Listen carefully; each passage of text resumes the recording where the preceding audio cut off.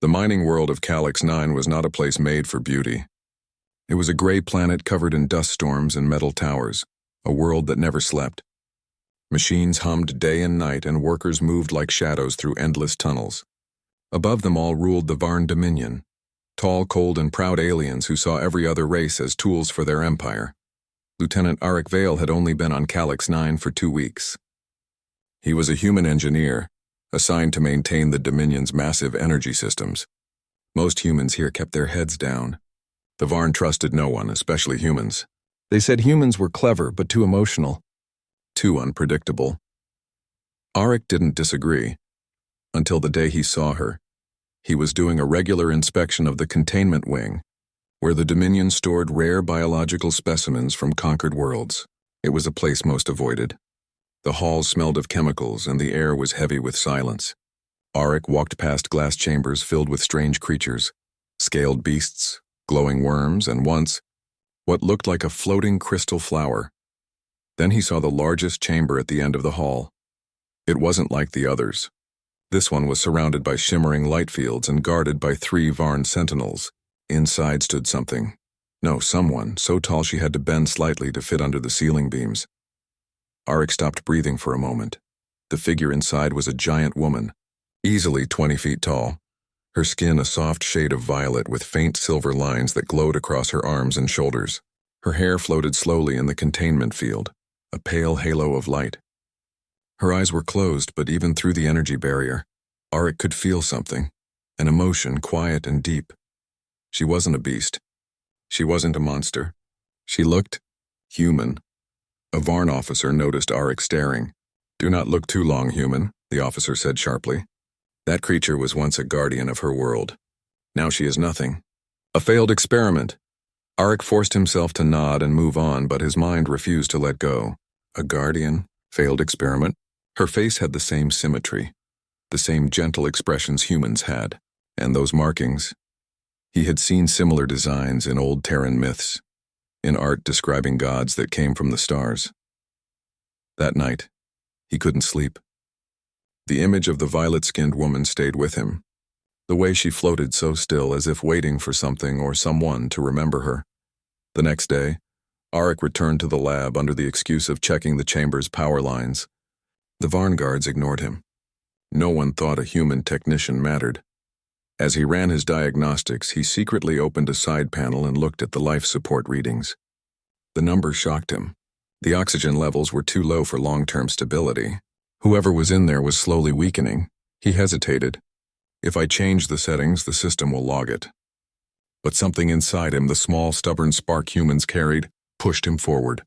He adjusted the levels slightly, just enough to make it safer, and closed the panel. That night he returned to his room and looked out at the red horizon of Calyx 9. He had broken a rule, but it didn't feel wrong. Over the next few days, he kept finding reasons to visit the chamber. Sometimes he just stood there watching her. The Varn called her Karen, though no one seemed sure if that was her real name or just a label. One afternoon, while running a scan, Arik noticed her eyelids flutter. For the first time her eyes opened. They were bright silver, filled with quiet confusion and pain. Arik froze. He didn't know what to do. He slowly lifted a hand in greeting. She tilted her head, studying him like a curious child. Then, to his shock, she lifted her own hand, massive compared to his, and mirrored his motion. It was the first silent connection between them. Days turned into weeks. Arik found new ways to communicate. He learned how to use a maintenance light to flash simple patterns, short for yes, long for no. It was something he had used once to fix drone communication. To his surprise, Karen understood quickly. She responded by tapping a metal panel in rhythm. Bit by bit, they built a secret language of light and sound. Through this, Arik learned fragments of her story. Her people, the Karayan, had once protected an entire star cluster. But when the Varn came, they were betrayed by their own scientists, traded away for technology and peace. Karen had been one of the last of her kind, captured for study. She wasn't just strong. She was intelligent, gentle, curious. She often gestured toward the other creatures in nearby chambers, her expression full of sadness. Arik realized she mourned them, even though she could not help them. One day he noticed something even stranger. She pointed at him, then at herself, then drew two lines in the air that met in the middle. A connection. Was she saying they were alike? Auric thought of the Varn's words, a failed experiment. Could it be true that part of her DNA was human? Or that humans and Karayan shared something older? Something the Dominion had hidden? Auric's quiet visits didn't stay unnoticed. A Varn overseer, tall and gray-skinned with 4 cold eyes, stopped him one evening.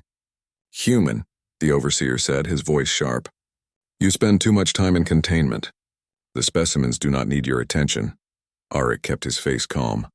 "Yes, sir. I was checking the stabilizer frequency. There was a small fluctuation. Do not lie." The Varn leaned close. "If I discover you have altered any system, I will erase you from this planet's records. Do you understand?" Auric nodded quickly, his heart pounding. When the overseer left, he felt the cold weight of fear settle in his chest. He couldn't be caught, but he also couldn't stop. That night, Auric sneaked back once more. The corridors were dark, empty except for the hum of generators. He carried a small datapad, trying to hide his shaking hands. When he reached Corinne's chamber, she was awake. Her silver eyes watched him, filled with worry. She tapped the panel twice, their code for danger. He smiled faintly. "Yeah, I know," he whispered. "But I had to see you." Through the light field, her hand moved slowly toward his. Auric placed his hand against the transparent barrier. The energy buzzed softly, separating them, but for a moment it didn't matter. He realized then that she wasn't a prisoner to him anymore. She was real, someone who had lost everything but still managed to trust. And deep inside, Auric made a silent promise. He would find a way to free her, even if it meant breaking every law in the Dominion. When he left that night, the stars above Calyx 9 seemed brighter than usual.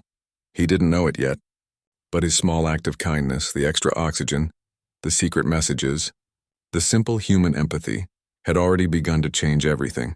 Somewhere, beyond the sensors and control panels, Corinne looked up at the same sky through the energy field.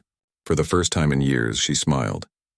And though she could not speak his language, one thought echoed clearly in her mind. The little one sees me. And that means I still exist. Life on Calyx 9 never changed. The sun was weak, the air dry, and the machines louder than any bird or breeze. But for Lieutenant Auric Vale, every day now carried a secret heartbeat, one that belonged to someone the rest of the world had forgotten. Each night, after his duties ended, Auric found a reason to walk near the containment wing. He would fix a light panel, adjust a cable, or inspect an air filter, anything that gave him time near Corinne. No one suspected him yet. To the Varn overseers, he was just another quiet human following orders. But behind those metal walls, he was part of something bigger, a growing friendship that should have been impossible. Karen had learned quickly. Through their simple system of light signals and taps, she now shared more of her story. She told Auric about her world, Elira, a planet full of silver forests and tall oceans. Her people had lived in peace until the Dominion came. When they refused to join, the Varn promised cooperation, but it turned into surrender. The Karayan were betrayed by their own scientists, who believed the Varn could protect them. In exchange, the Dominion demanded their DNA, their knowledge, and their leaders. Karen was one of those leaders. When she shared this, her light signal slowed. She pressed her hand against the glass barrier, her eyes full of regret. Auric understood. She wasn't angry. She was ashamed. He placed his own hand against the same spot separated by the glowing field. He didn't need words. She knew he understood. Over the following weeks, Auric noticed something unusual about her. The more time she spent awake and aware, the faster her body healed. The silver lines on her skin pulsed brighter, and her eyes glowed like twin moons. It was as if his kindness had sparked something inside her, a return of strength she had long forgotten. One evening, Auric entered her chamber for a maintenance check and whispered softly, "You're getting stronger, aren't you?" She tilted her head, then nodded once. Then she tapped the wall. "You help." Auric laughed quietly. "I'm not doing much," but her next message made him pause. "You see me. That is much." The word stayed in his heart long after he left. For a while it seemed peaceful. Auric kept her secret and she learned more each day. He began bringing small things, a sound recorder, a holographic projector that showed Earth's blue skies and oceans. Karen loved the images of clouds. She once pointed at them and drew small circles in the air, as if remembering what her own world's sky looked like. Auric found comfort in their meetings. The mining base felt less like a cage and more like a bridge between two souls who were never meant to meet. But peace never lasted long under the Dominion. One morning, alarms rang through the base. Auric rushed to his console, pretending to be just another worker. A Dominion officer announced that an unauthorized system activity had been found in the containment wing. Every technician froze. Unauthorized activity meant only one thing. Someone had tampered with the specimen's systems. Auric's heart dropped. He knew exactly which system it was. Lock all access, the officer ordered. Trace the source. Auric stayed calm, his hands shaking just enough to be noticed. Do you know which chamber it came from, sir? The officer glanced at him with cold suspicion. We will find out soon. That day, Auric couldn't focus. Every beep from his terminal made his chest tighten. The oxygen adjustments, the data he had accessed, all of it could lead back to him. When his shift ended, he didn't go to the mess hall. He went straight to Karen. She sensed his fear immediately. Her eyes glowed dimmer than usual. He flashed a light pattern. Danger. They know. She tapped the wall twice. Run. He shook his head. I can't. They'll find you. I can't leave you here. She frowned, pressing her hand against the barrier. The shimmering field buzzed softly. Auric stared up at her. This massive being, powerful and gentle all at once. Corinne, he said quietly, I can fix this. I just need time. She didn't understand every word, but she knew what he meant. Her expression softened. Then she tapped one word. Trust. He smiled faintly. Always. That night, Auric worked in the shadows. He used every trick he knew. Rerouting data, deleting logs, rewriting timestamps. He had to erase any sign of his visits, but as he worked, he found something strange hidden deep in the Dominion database. A file labeled Project Eve 7. Curious, he opened it. Inside were genetic records showing similarities between human DNA and Karayan DNA. The data was incomplete, but the message was clear. Humans and Karayan shared ancient genetic roots. His hands trembled. This means humans aren't just another species to the Varn. We're connected to Corinne's kind. He looked up at her chamber. She was awake, watching him with quiet curiosity. He showed her the holographic projection of the genetic data. She leaned close, studying the symbols. Then she smiled, a gentle, knowing smile. She tapped one word against the glass. Family. But their moment of hope ended suddenly. The next morning, a Dominion patrol arrived at his quarters. The officer from before entered with a cold expression. Lieutenant Vale, he said. Report to Central Command immediately. Auric's heart raced. What's this about? Containment breach investigation. Every step to the command tower felt heavier. Inside, the Varn overseer from the lab stood waiting. His 4 eyes watched Auric like a machine scanning a flaw. You were seen near the containment chamber several times without orders, the overseer said flatly. Explain. Auric's mouth went dry. I was repairing a faulty sensor, sir. A human repairing Dominion systems without permission? The overseer's voice rose slightly. You overstep your position. I had no intention to silence. The overseer's eyes narrowed. If we find proof you tampered with the specimen, the punishment is clear. You will be removed from service and erased from the records. Auric bowed his head. Yes, sir. He left the room shaking. He knew what erased meant.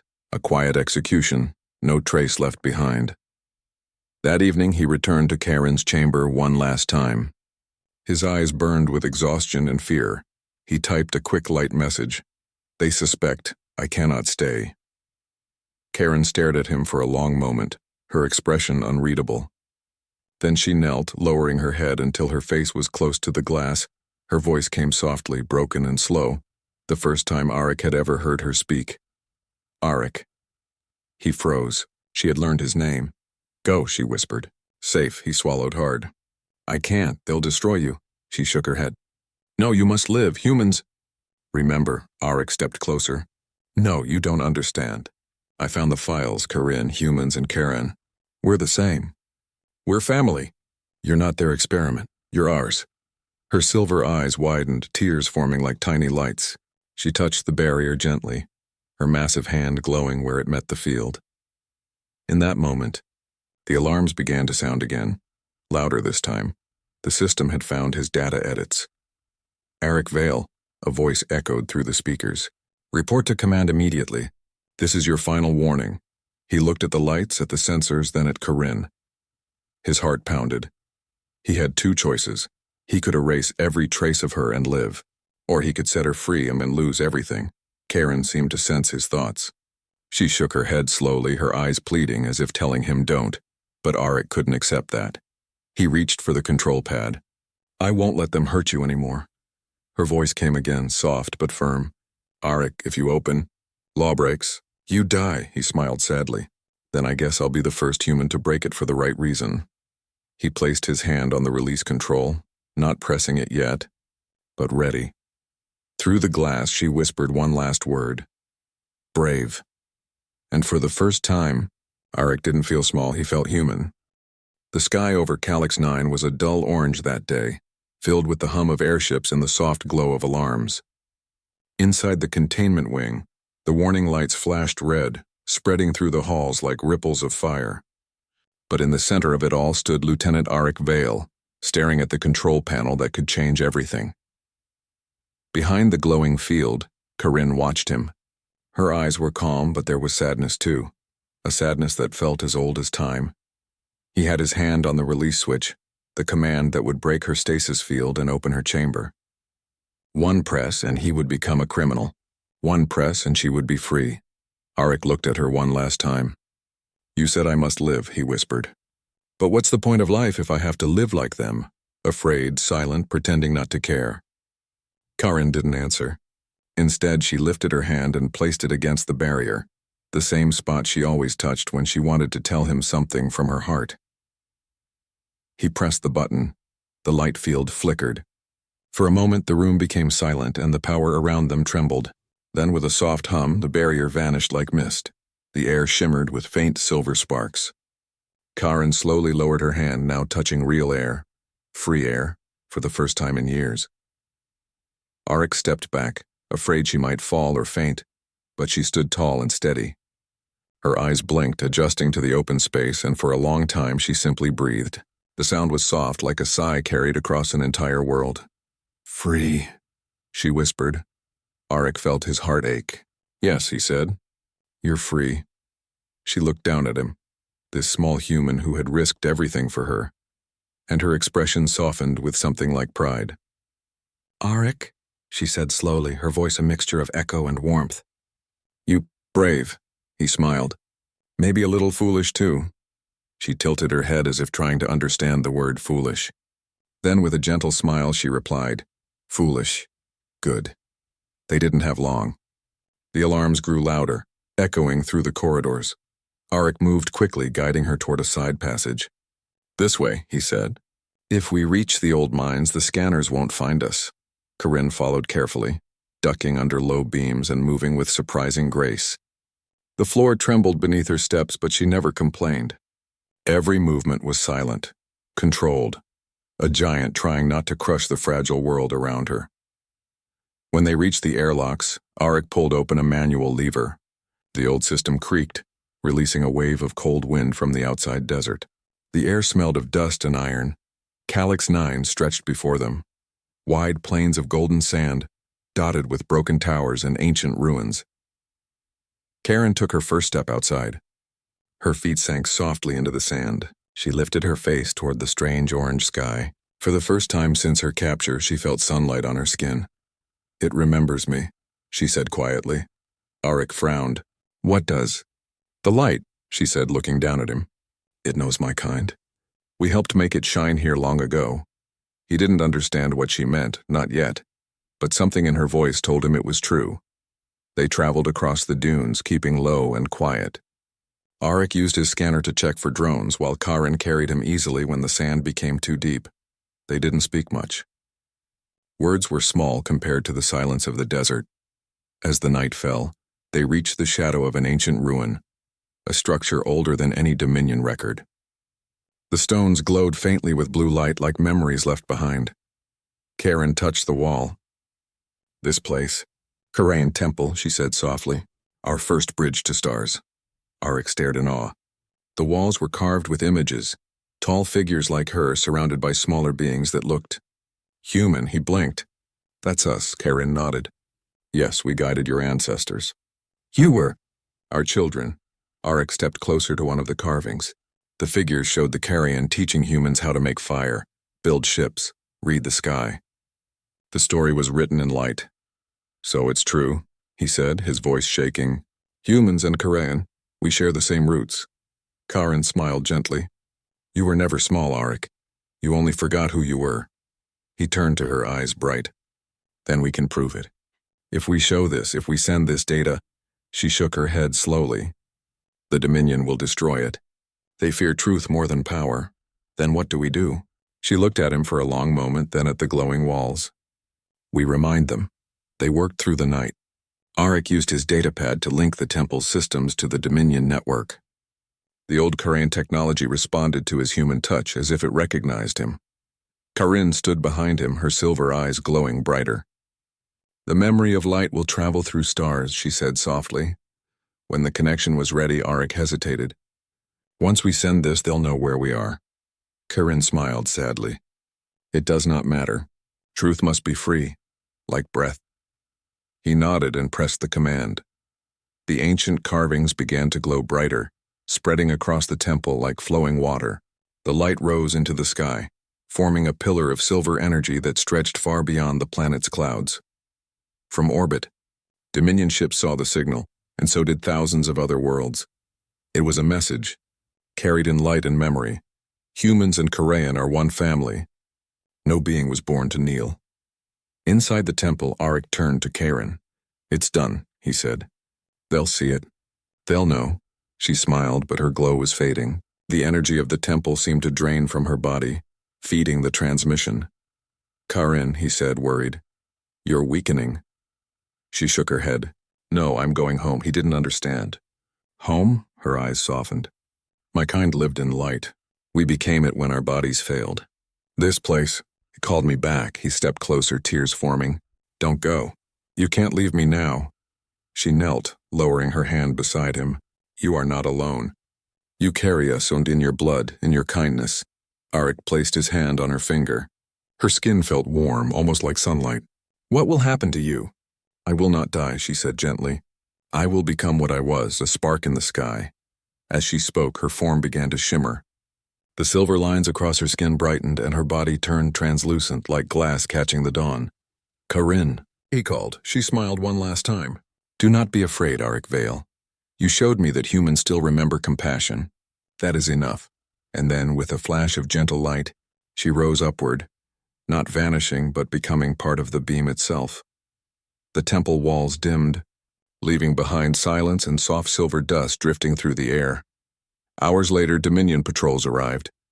They found no weapon, no army, only a single human sitting in the ruins, staring at the sunrise. Arik didn't fight or hide. He simply looked at the horizon and whispered, She's free. The officers took him away, but the story didn't end there. Across the galaxy, thousands of beings saw the message that had been sent. On human colonies, people began to ask questions about their history, their worth, and their place in the stars. The Dominion tried to erase the signal, but it was too late. Once truth was free, it couldn't be caged again. And somewhere in the heavens, a new star appeared in the night sky, soft silver, glowing brighter every week. People began calling it Karen's star. Years later, on a rebuilt Earth colony, a small child looked up at that silver star and asked, Papa, who was Karen? Her father smiled and told her the story of a giantess who was kind, of a man who broke the law not with anger but with love, and of how one act of courage changed the course of humanity forever. When the child asked if Karen was real, the father only pointed at the star and said, Look carefully, she's still watching. And far away in the quiet of space, the star seemed to shimmer in reply, not as a farewell, but as a promise that humans would never again forget who they truly were.